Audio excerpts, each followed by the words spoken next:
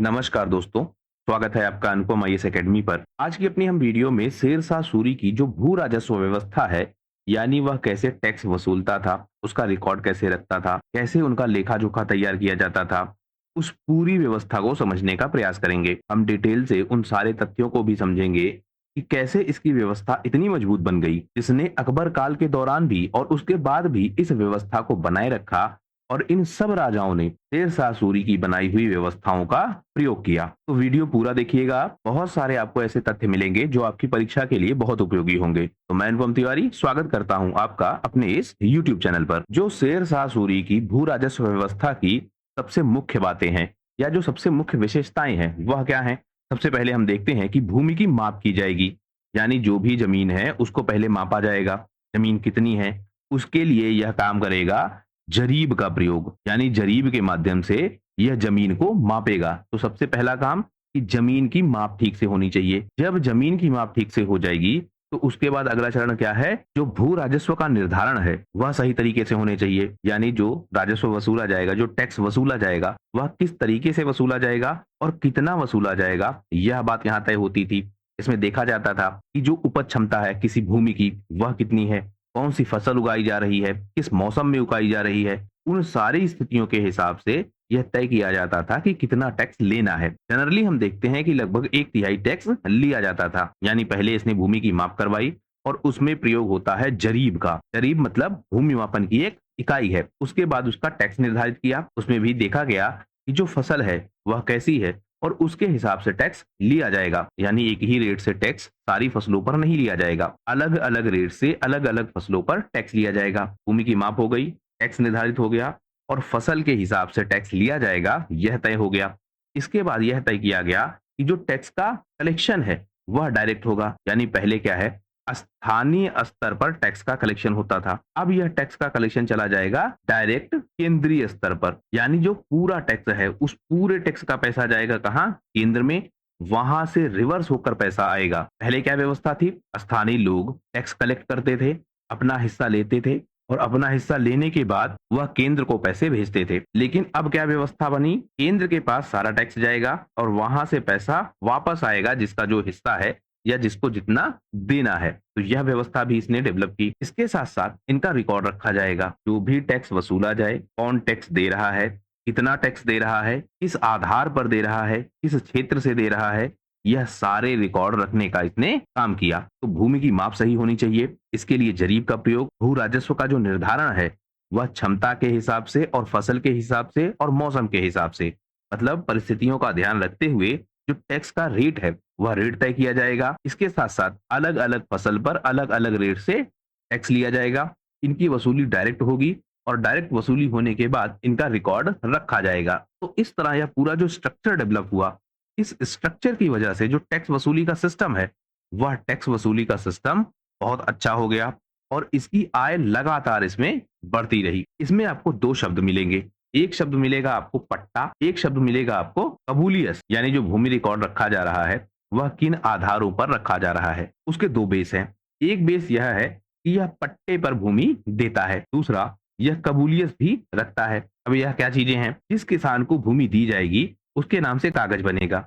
यानी जिस किसान के पास भूमि है उसके नाम से कागज बनेगा और उस कागज पर लिखा होगा कि यह किसान की भूमि है, पहला कागज। दूसरा कागज यह बनेगा इसमें किसान यह कबूलेगा कि वह एक निश्चित दर पर ही टैक्स देगा। यानी एक तरीके से जो टैक्स एग्रीमेंट है वह हमको दिखेगा। अब कितनी भूमि है इसके पास यह रिकॉर्ड में है और कितना टैक्स लिया जाएगा यह रिकॉर्ड में है। जब यह दोनों चीजें रिकॉर्ड में है तो एक तो किसान टैक्स ठीक से देगा, लेकिन उससे ज्यादा जो सबसे बड़ी चीज होती थी भ्रष्टाचार, जब यह लिखा पढ़ी में नहीं होता था तो जो टैक्स का रेट है और जो टैक्स वसूलने का सिस्टम है वह बहुत अलग अलग तरीके से होता था।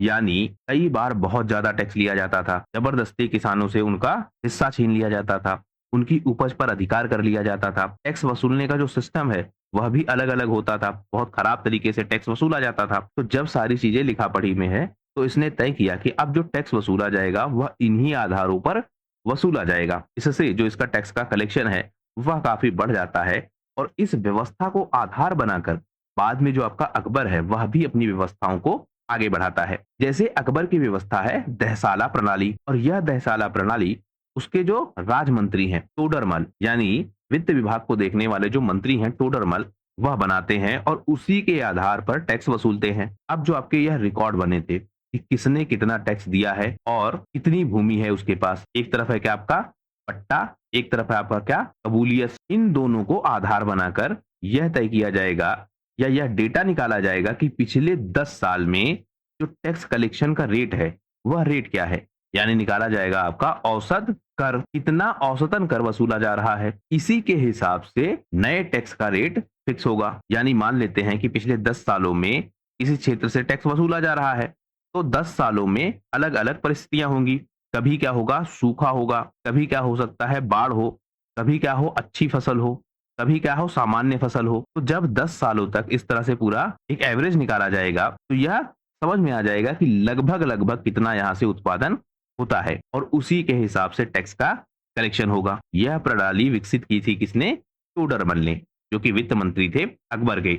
लेकिन जो आधार बना, यानी यह कैसे पता लगेगा कि पिछले 10 सालों में कितना उत्पादन हुआ, तो जो यह आधार बना वह यही पट्टा और कबूलियत ही बनकर उभरा, क्योंकि इसी में लिखा था कि किसी से कितना टैक्स वसूलना है। शेरशाह सूरी ने एक रैयतवाड़ी व्यवस्था जैसी भी शुरुआत की थी, यानी जिस तरह से बाद में अंग्रेजों ने यह व्यवस्था अपनाई थी। इसने अपनाई थी थॉमस मुनरो ने और रीड ने, और कब 1817 में। तो जो अंग्रेजों की व्यवस्था है उसका भी कहीं ना कहीं यह बेस तैयार करके जाता है, यानी भूमि का मापन होगा, सीधा मापन होगा। अब इसमें भी देखिए, जो केंद्रीय व्यवस्था के लोग हैं वह भूमि का मापन करेंगे, प्रशिक्षित लोग ही भूमि का मापन करेंगे, यानी जो ट्रेंड लोग हैं वही भूमि का मापन करेंगे। उनका रिकॉर्ड रखा जाएगा केंद्रीय स्तर पर। यह सारी व्यवस्थाएं जो इसने बनाई, यही व्यवस्था मूल बनेगी रैयतवाड़ी व्यवस्था का। यानी इसने वह आइडियोलॉजी भी डेवलप की जो बाद में अंग्रेजों ने भी अपनाई। इसने प्रणाली अपनाई थी गल्ला बख्शी की। यह भी एक भू राजस्व की व्यवस्था था। उपज को 3 हिस्सों में बांटा जाता था। इसमें से एक हिस्सा चला जाएगा किसके पास, सरकार के पास। सरकार मतलब प्रांत, और प्रांत को कौन देख रहा है, मुंसिफ ए मुंसिफान। यह हमने तथ्य देखा था। तो मुंसिफ ए मुंसिफान टैक्स का कलेक्शन करेगा और एक भाग देगा किसको, सरकार को, और 2 भाग किसका होगा, किसान का। यानी 1/3 भाग जो है वह लिया जाएगा टैक्स के रूप में। इसी तरह की व्यवस्थाएं और हैं, जैसे आपकी नष्क है, मुक्ताई है और कनकूत है। इसमें क्या है, जैसे जो आपकी कनकूत व्यवस्था है उसमें यह अनुमान लगाया जाता था कि फसल का इतना उत्पादन होगा, और अनुमान कैसे लगाया जा रहा है, पिछले सालों के रिकॉर्ड को देखकर। तो यह देखकर अनुमान लगाया जाता है कि हाँ ठीक है, पिछले इतने सालों में इस तरह से टैक्स का कलेक्शन हो रहा है, तो हम एक अंदाजा लगा लेते हैं कि इतना टैक्स होगा। और इससे क्या फायदा होता था, जब कनकूत व्यवस्था से टैक्स का रेट फिक्स हो जाता था, तो मान लेते हैं कि एक कोई किसान है, उससे कहा गया कि आपको 5,000 रुपए टैक्स देना है या 100 क्विंटल आपको अनाज देना है। तो अब किसान के पास ऑप्शन क्या है, किसान अपना उत्पादन बढ़ा दे, क्योंकि अब उत्पादन के रेशियो में टैक्स नहीं देना है, बल्कि एक फिक्स टैक्स का रेट है कि इतना आपको टैक्स देना है, इसके बाद जो भी उपज हो वह किसान की। तो अब किसान क्या करेगा, वह कोशिश करेगा कि उसका उत्पादन ज्यादा से ज्यादा हो। और मान लेते हैं किसान ने 500 क्विंटल उपजा लिया, अब उसकी उपज बढ़ गई, तो अब उसको टैक्स कितना देना है, 100 क्विंटल। जबकि पहले की व्यवस्था के हिसाब से उसको 1/3 टैक्स देना था, जो इससे तो काफी ज्यादा है। तो जो कनकूत व्यवस्था है, इस व्यवस्था के तहत भी जो टैक्स का कलेक्शन है, वह टैक्स का कलेक्शन एक तो निश्चित हो गया, लेकिन सबसे ज्यादा यह हुआ कि किसानों ने उत्पादन पर बहुत जोर दिया, और उस उत्पादन पर जोर देने की वजह से जो ओवरऑल इनकम है वह ओवरऑल इनकम बढ़ने लगी। एक व्यवस्था और है नगदी या फिर जब्ती प्रणाली। इसमें क्या है, यह ध्यान दिया जाता था कि जो टैक्स का कलेक्शन होगा वह नगद में होगा। इन व्यवस्थाओं में क्या है, हिस्सा लिया जा रहा है उपज से। यहाँ जो टैक्स होगा वह टैक्स लिया जाएगा नगद, और कोशिश यह की जाएगी कि यह टैक्स सीधा जाए केंद्र के पास। यानी मुद्रा आधारित जो अर्थव्यवस्था है उस अर्थव्यवस्था को बढ़ावा देना, क्योंकि अब लोग नगद में टैक्स देंगे। जब नगद में लोग टैक्स देंगे तो यह टैक्स नगद में जाएगा कहाँ, केंद्र के पास। केंद्र जो वेतन देगा, जो खर्चे करेगा, वह भी कैसे करेगा, नगद में। यह वेतन और खर्चे फिर कहाँ आएंगे, बाजारों में, क्योंकि लोग अपने जरूरत की चीजें खरीदेंगे। यही बाजारों का जो पैसा है फिर से पहुंचेगा किसके पास, किसानों के पास, व्यापारियों के पास। और एक तरीके से एक सर्कुलेशन बन जाएगा कि एक आदमी से नगद पैसा दूसरे आदमी के पास, दूसरे से तीसरे के पास, तीसरे से चौथे के पास। तो जो मुद्रा आधारित अर्थव्यवस्था है उस अर्थव्यवस्था को बहुत प्रमोट किया गया, और यह लगभग लगभग सफल भी रहा। एक व्यवस्था हमको और मिलती है, राई का उपयोग किया जाता है भूमि कर निर्धारण में। अब यह राई क्या है, सामान्यतः जो राई का मतलब है वह सरसों है, लेकिन यहाँ जो राई का मतलब है वह सरसों नहीं है। यानी जो भी टैक्स का कलेक्शन होगा उसका एक प्रॉपर रिकॉर्ड रखा जाएगा और यह रिकॉर्ड केंद्रीय व्यवस्था के तहत होगा। इसमें देखा जाएगा कि किसने किसने टैक्स दिया है, कितना टैक्स दिया है, क्या रेट है, क्या उपज है, कौन कौन सी फसल होती है, जो मौसम का पैटर्न है वह कैसा है, क्योंकि यह देखा जाएगा कि पिछले 10 सालों में इन इन सालों में या इन इन मौसमों में फसल खराब हुई है, कितने किसान हैं, जनसंख्या क्या है, लगभग एक तरीके से उसका भी अंदाजा लग जाएगा, क्योंकि जितने लोग टैक्स देंगे उसी के हिसाब से यह अंदाजा लगाया जाएगा कि जो परिवार है उनकी संख्या कितनी है। तो जो राई व्यवस्था है इसका प्रयोग किया जाता है और इसके माध्यम से जो सूचनाएं हैं किसानों की, उन सूचनाओं को एकत्रित किया जाता है। फसल की जानकारी, उत्पादकता, भूमि की गुणवत्ता, फसल का प्रकार, यह सब कुछ इसमें लिखा जाता था। तो यह व्यवस्था भी बाद में बहुत लाभ पहुंचाती है जब अकबर का प्रशासन आता है, क्योंकि शेर शाह सूरी ऐसी बहुत सारी व्यवस्थाएं बना के जा रहा है। भूमि का जो माप है वह माप ठीक से हो, टैक्स का रिकॉर्ड रखा जाए, टैक्स रिकॉर्ड केंद्रीय स्तर पर ज्यादा रखा जाए, सारी सूचनाएं रखी जाए, एग्रीमेंट हो, किसानों के पास भी अधिकार हो। ये सारी व्यवस्थाएं जब डेवलप होना शुरू हुई एग्रीकल्चर में, तो धीरे धीरे जो किसानों का उत्पादन है वह उत्पादन बढ़ा। इससे जो टैक्स का कलेक्शन है केंद्रीय स्तर पर वह कलेक्शन भी बढ़ा। यानी पूरा जो साम्राज्य है वह साम्राज्य ही विकसित होने लगा। लेकिन एक क्षेत्र है मुल्तान का। अब यहाँ पर जो टैक्स कलेक्शन का रेट लगाया जा रहा है यह मुख्यतः उत्तर भारत में लगाया जा रहा है, कुछ हिस्सा मध्य भारत का भी इसमें शामिल है। यानी कुल मिलाकर जहां तक शेरशाह सूरी का शासन है उस क्षेत्र में यह व्यवस्था लागू है। लेकिन इसने अपनी व्यवस्थाओं में लचीलापन भी बनाए रखा। अब यहाँ से एक चीज और कि ऐसा नहीं है कि केंद्रीय स्तर पर कोई व्यवस्था बन जाए तो वह व्यवस्था पूरे क्षेत्र पर लागू हो। उस व्यवस्था में क्या होना चाहिए, लचीलापन। और लचीलापन कैसा होना चाहिए, क्षेत्र की जरूरत के हिसाब से। यानी किस क्षेत्र की क्या जरूरत है उसके हिसाब से व्यवस्थाओं में लचीलापन होना चाहिए, उन व्यवस्थाओं को उनके हिसाब से डिजाइन किया जाना चाहिए। तो मुल्तान में शेरशाह ने यही किया, क्योंकि जो आपका मुल्तान का क्षेत्र है यहाँ कई सारी समस्याएं हैं। एक, पहले से कोई भूमि रिकॉर्ड नहीं है, यानी यहाँ पर कोई ऐसा प्रशासक नहीं था जिसने भूमि का रिकॉर्ड रखा हो। तो एक तो अगर यहाँ भूमि रिकॉर्ड बनवाना है या जो लैंड का रिकॉर्ड है उस रिकॉर्ड को बनवाना है तो सबसे ज्यादा खर्चीली प्रणाली होगी, बहुत यहाँ नापजोक करनी होगी। दूसरा, यहाँ का जो मौसम है उसमें जो सूखा और बाढ़ जो आती है यह बहुत जल्दी जल्दी आती है। यानी फसल खराब होने का जो चक्र है वह चक्र बहुत जल्दी जल्दी आता है। तीसरा, इस क्षेत्र में जो शिक्षा का स्तर है, यानी किसान बिल्कुल पढ़े लिखे नहीं है और किसान पढ़े लिखे नहीं है, इसके अलावा जो यहाँ के प्रशासक है वह प्रशासक भी शिक्षित नहीं है। भाई टैक्स कलेक्शन के लिए किसी न किसी को अपॉइंट करना पड़ेगा, तो इसके लिए ऐसे लोग होने चाहिए जो एग्रीमेंट को पढ़ पाए। किसानों के पास भी ऐसे लोग होने चाहिए जो उनकी बातों को समझ पाए, उनकी बातों को केंद्र तक पहुंचा पाए। और ऐसे प्रशासक भी होने चाहिए जो किसानों की बातों को ठीक से समझ पाए, टैक्स का रिकॉर्ड ठीक से रख पाए, केंद्र को उसको समझा ठीक से पाए। तो ऐसे जो लोग हैं वह लोग भी इस क्षेत्र में नहीं है, यानी शिक्षा की कमी है। तो ऐसी बहुत सारी समस्याएं हैं। इसके साथ साथ एक समस्या और है, यहाँ का जो धार्मिक स्ट्रक्चर है उसमें समस्याएं हैं। अलग अलग धर्मों के लोग हैं और अलग अलग धर्मों के लोगों में अलग अलग टैक्स की परंपराएं हैं। जैसे जो आपकी इस्लाम की व्यवस्था है उसमें टैक्स की अलग व्यवस्था है। जैसे आपकी जो हिंदू धर्म की व्यवस्था है उसमें टैक्स की अलग व्यवस्था है। कुछ स्थानीय जनजातियां हैं उनके टैक्स की अलग व्यवस्था है। तो जो मुल्तान का क्षेत्र है वह बहुत अलग तरीके का क्षेत्र है। इसलिए जो शेरशाह सूरी है वह क्या करता है कि मुल्तान में जो पूरा टैक्स का सिस्टम है वह वहां की जरूरत के हिसाब से बना देता है। यानी ना कोई फिक्स टैक्स है, ना वसूलने का जो तरीका है जो केंद्रीय स्तर पर डेवलप किया गया है वह तरीका है, जितनी उपज हो उसी के हिसाब से टैक्स लिया जाता था। तो यह कारण था, अगर आपसे पूछा जाए कि जब उसने पूरे भारत में या जहां तक उसका प्रशासन था उसने ऐसी टैक्स व्यवस्थाएं लागू की जो केंद्रीकृत थी और बहुत अच्छी व्यवस्थाएं थी, तो उसने मुल्तान के क्षेत्र में ऐसी व्यवस्था लागू क्यों नहीं की? तो आप उत्तर क्या देंगे? उत्तर आपके पास यह है कि वहां की जो परिस्थितियां हैं वह परिस्थितियां ऐसी थी कि जो व्यवस्थाएं लागू करनी है वह वहां की स्थिति के हिसाब से लागू करना पड़ा। परिस्थितियां कैसी हैं? वहां पर जो जनसंख्या है एक तो वह शिक्षित नहीं है, जो खेतों का साइज है वह खेतों का साइज छोटा छोटा है, मौसम की जो परिस्थिति है वह भी अनुकूल नहीं है, और जो उनके धार्मिक कारण है वह भी अलग अलग है। शिक्षा का जो स्तर है वह भी दिखता है कि अलग है। इस वजह से वहां अलग टैक्स की व्यवस्था अपनाई गई। तो यह सारे कारण आप ध्यान रखेंगे। इसके बाद एक व्यक्ति की चर्चा करते हैं हम। एक व्यक्ति है अहमद खान। जो शेरशाह सूरी ने इतनी अच्छी व्यवस्थाएं बनाई उसमें सबसे ज्यादा योगदान किसका है? अहमद खान का। यह अहमद खान वह व्यक्ति है जो इसकी व्यवस्थाओं को लागू करवाने में सबसे ज्यादा योगदान देता है। यानी किस क्षेत्र में कौन सी व्यवस्था कितने प्रभावशाली तरीके से, कितने कम समय में, किस तरीके से लागू हो, सबसे ज्यादा योगदान इसी व्यक्ति का है।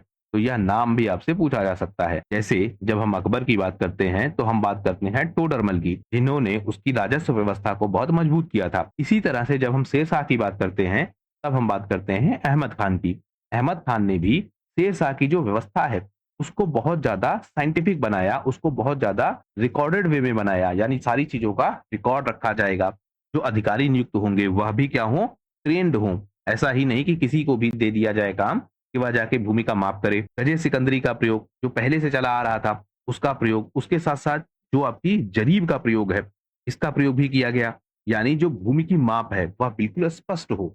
इसके साथ साथ जो राजस्व वसूली की व्यवस्था है उस व्यवस्था को भी इसने बहुत मजबूत किया। अलग अलग तरीके तैयार किए, यंत्र तैयार किए, रजिस्टर तैयार किए, सबका प्रॉपर रिकॉर्ड रखा जाए, इस सब की व्यवस्था इसने की। इसने क्या किया, सर्वेक्षक नियुक्त किए, यानी उनकी ऑडिटिंग भी हो बीच बीच में कि जो टैक्स का कलेक्शन है वह ठीक है, टैक्स का जो रिकॉर्ड रखा गया है वह ठीक है, जो भूमि की माप हुई है और जो लिखा है कागजों में क्या वह ठीक है कि नहीं है। उसके लिए क्या करेगा, यह एक्सपर्ट भेजेगा बीच बीच में कि ऑडिटिंग की जाए। इसके साथ साथ जो नियम कानून है उनके एक मानक हैं, वह पहले से तय हैं। यानी ना तो प्रशासक भ्रष्टाचार कर पाए, प्रशासक का मतलब वहां का क्षेत्रीय प्रशासक, ना किसान कोई टाल मटोल कर पाए। दोनों के पास रिकॉर्ड है, दोनों के पास लिखित दस्तावेज हैं जिनमें टैक्स का रेट भी फिक्स है, जिसमें कितना कर देना है वह भी फिक्स है, जिसमें यह भी तय है कि किन परिस्थितियों में और किन स्थितियों में टैक्स देना है। यानी नगद देना है, फसल उत्पादन के बाद देना है, फसल उत्पादन के पहले देना है, उपज के रूप में टैक्स देना है, वह सारी व्यवस्थाएं उसमें लिखी हुई हैं। तो जो सुविधा है या हम कहें सहूलियत है वह काफी बढ़ जाती है और जो टैक्स कलेक्शन का पूरा सिस्टम है वह बहुत स्मूथ हो जाता है। तो इसमें सबसे ज्यादा योगदान किसका है, अहमद खान का। जो आपकी जरीब की व्यवस्था है और जो आपकी सिकंदरी गज की व्यवस्था है। अब यह गजे सिकंदरी किसकी है, सिकंदर की व्यवस्था है। इसने भी भूमि मापन की एक व्यवस्था बनाई थी कि माप की जाए भूमि की और उसके हिसाब से रिकॉर्ड रखा जाए। ये जो आपकी जरीब की व्यवस्था है इसका क्या लाभ है, इसका लाभ यह है कि जो छोटे किसान हैं, यानी उस समय के छोटे किसान, उनकी जमीनों का जो माप है वह इस जरीब के माध्यम से किया जाता था। जो आपकी गजे सिकंदरी थी इसके माध्यम से भी भूमि का रिकॉर्ड रखा जाता था, लेकिन यह रिकॉर्ड बड़े होते थे। यानी गजे सिकंदरी एक बड़ी मापन की इकाई थी। जरीब की शुरुआत इसलिए हुई क्योंकि जो स्थानीय स्तर के किसान हैं उनके पास खेत छोटे हैं, तो उसके हिसाब से जरीब उपयोगी थी और उनका उपयोग करके भूमि को मापा जा सकता था। लेकिन इसने सिकंदरी व्यवस्था को भी अपनाए रखा। उसके साथ साथ शेरशाह सूरी की एक व्यवस्था और है, जरीबना और महासिलाना कर व्यवस्था। अब यह नाम आपको ध्यान रखने होंगे, ऐसे तथ्य बार बार पूछे जाते हैं। क्या नाम है, जरीबना और महासिलाना कर व्यवस्था। अभी आपने जरीब का नाम सुन लिया तो शायद आपको यह नाम ध्यान रहे, लेकिन जब एकदम से यह नाम आएगा तो आपको ध्यान नहीं रहेगा। तो इसलिए इसको आप ध्यान से देखिएगा। जरीबना की व्यवस्था क्या है कि जो क्षेत्र का मापन है वह किया जाएगा जरीब के माध्यम से, और एक जरीब में लगभग लगभग कितना होता था, 30 बीघा। यह उस समय की मापन की इकाई है, यानी उस समय जो जरीब है उसमें होता था 30 बीघा। समय के हिसाब से, परिस्थितियों के हिसाब से और प्रशासक के हिसाब से यह मापन का जो आंकड़ा है यह आंकड़ा बदलता रहेगा, लेकिन एक तय रेट था कि एक जरीब में कितना बीघा होगा। यानी जो जरीब है इसकी माप भी फिक्स्ड थी, यह कम ज्यादा नहीं हो सकती थी। इसके साथ साथ जो महासिलाना कर व्यवस्था है उसमें क्या जोर दिया जाता था कि जितना भी टैक्स का कलेक्शन हो वह जाए केंद्रीय स्तर पर, वहां टैक्स जाकर जमा हो, और किसी को अगर रिटर्न देना है यानी किसी को टैक्स में हिस्सा देना है, राजस्व व्यवस्था के तहत कुछ खर्च करना है, तो वह सारा खर्च कहां से हो, केंद्र से। लेकिन टैक्स सारा जाए कहां पर, केंद्र में। यानी जो जरीबना व्यवस्था है इसमें यह तय किया जाता है कि जो भूमि का रिकॉर्ड है वह रिकॉर्ड एक निश्चित पैमाने पर हो। महासिलाना व्यवस्था, टैक्स का कलेक्शन जो हो वह टैक्स का कलेक्शन केंद्र के पास जाए और केंद्र से ही अलग अलग क्षेत्रों में वह पैसा रिटर्न हो। हमने बात की है जरीब की, और हम देखते हैं कि जो आपके अलग अलग प्रशासक हैं वह अपने अपने समय में जरीब का प्रयोग अलग अलग तरीकों से करते हैं। इनमें जो भूमि की माप है वह माप समय के साथ बदलती रहेगी। जैसे जब हम बात करेंगे शेरशाह सूरी की और अकबर की, शेरशाह सूरी की जो कर व्यवस्था है, स्पेशली भूमि कर की व्यवस्था, उसका बहुत प्रभाव है अकबर पर। यानी अकबर ऐसी बहुत सारी व्यवस्थाओं को अपनाएगा जो शेरशाह सूरी ने अपनाई थी। तो जरीब की जो माप है वह अकबर के समय और शेरशाह सूरी के समय लगभग सेम है और एक जरीब में लगभग लगभग 30 बीघा हमको दिखता है, लेकिन अलग अलग क्षेत्रों के हिसाब से यह अलग अलग भी होता था। हम यहाँ तक देखते हैं कि एक जरीब में 1 बीघे से लेकर 30 बीघे तक का क्षेत्र हमको दिखेगा। जैसे जब हम मुगल साम्राज्य के बाद की बात करेंगे, जब राजपूत राजा, मराठा और अन्य जो छोटे छोटे राजा हैं वह इस जरीब का प्रयोग करके टैक्स को वसूलेंगे, तब वहां पर 10 बीघे से लेकर 40 बीघा होगा एक जरीब में। यानी एक जरीब में अब 10 बीघे से लेकर 40 बीघा होगा। पहले कितना है? एक जरीब में 30 बीघा। जब हम देखेंगे सिख साम्राज्य को, तो वहां पर एक जरीब मतलब 1 बीघा होगा। यानी सिख साम्राज्य भी जरीब का प्रयोग करेगा, लेकिन एक जरीब में कितना होगा? 1 बीघा। वर्तमान समय में अगर हम देखें तो अभी भी जो ग्रामीण क्षेत्र है वहां पर जरीब का प्रयोग होता है और एक जरीब में कितना होता है?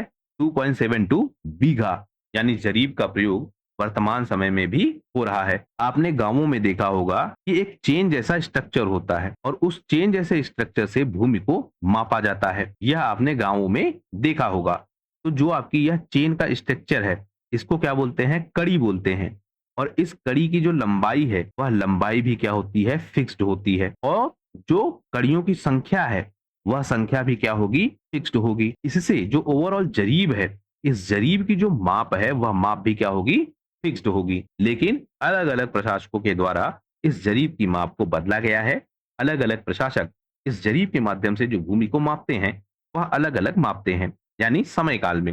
लेकिन जरीब का जो प्रयोग है वह लंबे समय तक होता रहा और अलग अलग प्रशासक इसका लाभ उठाते रहे। इस तरह से जो शेरशाह सूरी ने व्यवस्थाएं बनाई वह व्यवस्थाएं बहुत लंबे समय तक चलती रही और ऐसी व्यवस्थाएं थी जो कृषि मापन में एक अलग तरह का प्रयोग था और एक सफल प्रयोग था। इसने भारतीय कृषि व्यवस्था में जो लैंड रिकॉर्ड रखने का सिस्टम है, उस रिकॉर्ड रखने के सिस्टम को बहुत मजबूत किया। तो यह पूरी व्यवस्था हो गई किसकी? शेरशाह की भू राजस्व की व्यवस्था। अगले वीडियो में हम इसकी न्याय की व्यवस्था, इससे जुड़ी जो अन्य प्रमुख व्यवस्थाएं हैं उनको समझने का प्रयास करेंगे। इस वीडियो में फिलहाल सिर्फ इतना ही। वीडियो यदि पसंद आया हो तो प्लीज शेयर कीजिए अपने दोस्तों के साथ, सब्सक्राइब कीजिए इस चैनल को। आपका हमसे जुड़ने के लिए बहुत बहुत धन्यवाद। आपका दिन शुभ हो।